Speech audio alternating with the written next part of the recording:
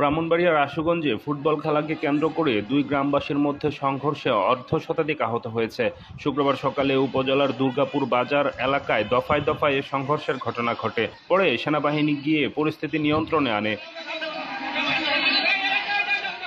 Police ও স্থানীয় সূত্র জানায়, বৃহস্পতিবার বিকেলে ফুটবল খেলাকে কেন্দ্র করে দুপক্ষের মধ্যে বাকবিতণ্ডা ও হাতাহাতির ঘটনা ঘটে। এর জের ধরে শুক্রবার সকাল 7টা থেকে 11টা পর্যন্ত বড়বাড়ি ও মুন্সিবাড়ির লোকজনের মধ্যে সংঘর্ষ বাধে। এতে অর্ধশতাধিক আহত হয়। এ সময় বেশ কয়েকটি বাড়ি ঘরও ভাঙচুর করা হয়। খবর পেয়ে পুলিশ ঘটনাস্থলে গিয়ে পরিস্থিতি নিয়ন্ত্রণে আনে।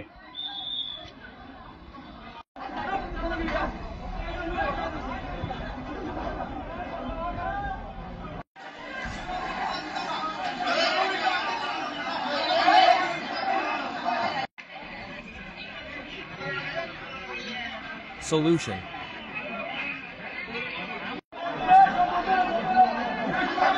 Is.